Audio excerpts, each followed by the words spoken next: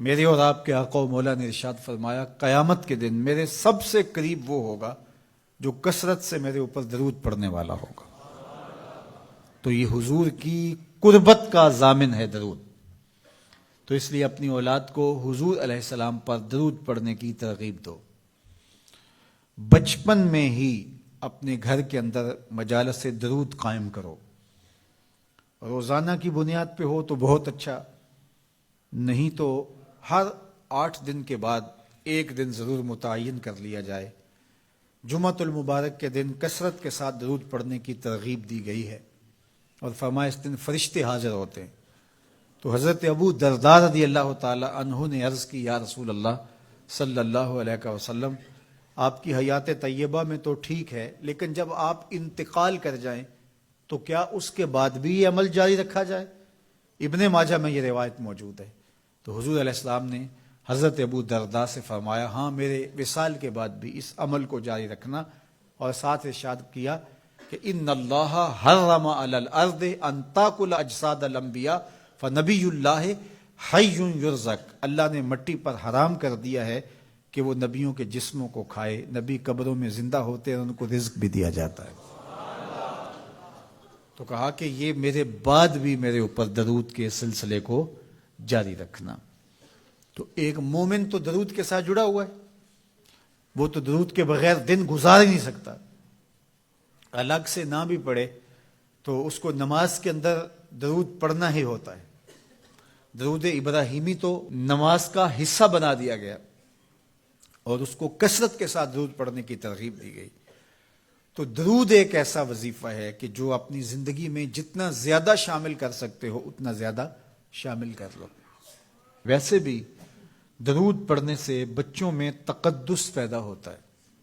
بچے پاک دامن رہیں، عفت مآب رہیں، ان کی طبع میں تقدس رہے. آپ چاہتے ہیں، ہر ماں باپ چاہتا ہے. اور پھر دور موجود کے اندر جو فتنے ہیں تو بہت ضروری ہے کہ ہماری اولادیں تقدس مآب رہیں. تو ان کو درود کی ترغیب دو، تو اس کا عملی نتیجہ یہی ہوگا کہ ان میں تقدس کا جوہر پیدا ہوگا اور ان کی عصمت کی حفاظت رہے گی. اور درود شریف پڑھنے والے بچے اور درود شریف نہ پڑھنے والے بچے دونوں کی عادات میں فرق ہوتا ہے. درود پڑھنے والوں کی طبع میں رقت، لطافت، نرمی، محبت، شفقت جیسے جذبات پیدا ہوتے ہیں. یہ درود شریف کا عملی نتیجہ ہے. بعض لوگوں کو شکایت ہوتی ہے کہ ہمارے بچے بڑے اکھڑ ہیں، بڑے تند مزاج ہیں، بڑے سخت گیر ہیں. تو اس کا علاج کیا ہے؟ تو اس کا علاج یہی ہے کہ ان کو درود کی تسبیح دو. درود اکڑ توڑ دیتا ہے، طبیعت کی تندی نکال دیتا ہے، طبائع کی تلخیاں ختم کر دیتا ہے، محمد عربی کے نام کی مٹھاس پیدا کر دیتا ہے. حضور کا نام شہد سے میٹھا ہے، دل آویز ہے. کھنڈ میں اتنی مٹھاس نہیں ہے، شکر اور گڑ میں اتنی مٹھاس نہیں ہے، شہد میں اتنی مٹھاس نہیں ہے، قند اور نبات میں اتنی مٹھاس نہیں ہے جتنی نام محمد میں رکھی گئی. ان کا نام لبوں پر آئے، میٹھا میٹھا منہ ہو جائے. ان کے بول بہاروں جیسے اور اصحاب ستاروں جیسے. ان سا پیارا اور نہ کوئی، ان سے بچھڑ کے لکڑی روئی. جب وہ سیر کو جایا کرتے، سر پہ بادل سایا کرتے. میرے شہر کے ایک پنجابی شاعر ہیں، انہوں نے تو قلم ہی توڑ دیا نا. تینوں سینے دی میں ٹھنڈ آکھاں، اگر آپ کا ذوق ہو تو. تینوں سینے دی میں ٹھنڈ آکھاں، شہد گلاب تے کھنڈ آکھاں. تینوں نبیاں دا میں لاڑا آکھاں، تیرے ہجر دے وچ میں ہاڑا آکھاں. تو ان کا نام ہی میٹھا ہے، دل آویز ہے.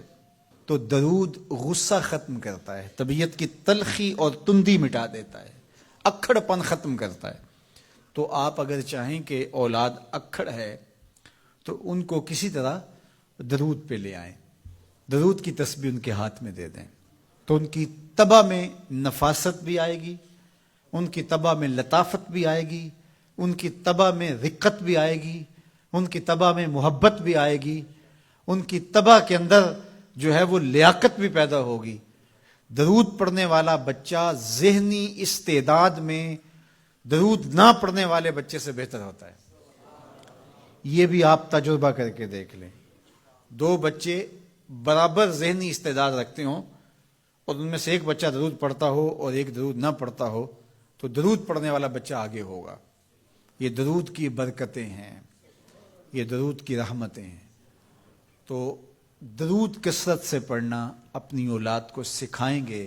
ہفتہ روزہ آپ محافل کا گھر میں انعقاد کر لیجئے اور اس میں صرف درود شریف پڑھ لیجئے، تو انشاءاللہ اس سے آپ دیکھیں گے کہ اولاد کو اس کا فرق پڑتا ہے۔ یہ تربیت کا ایک آسان نسخہ ہے اور یہ وہ وظیفہ ہے جس سے تھکن نہیں ہوتی، یہ وہ وظیفہ ہے جس سے طبیعت میں تلخی نہیں آتی۔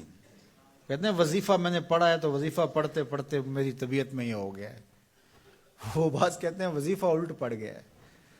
بڑے وظیفے الٹ پڑھ سکتے ہیں لیکن درود الٹ نہیں پڑتا، درود ہے ہی سیدھا، یہ الٹوں کو بھی سیدھا کر دیتا ہے۔ تو درود پڑھیں اور یہ منہ بھی میٹھا رکھے گا، یہ دل بھی ٹھنڈا رکھے گا، یہ دنیا بھی ٹھنڈی رکھے گا اور آخرت بھی ٹھنڈی کر دے گا۔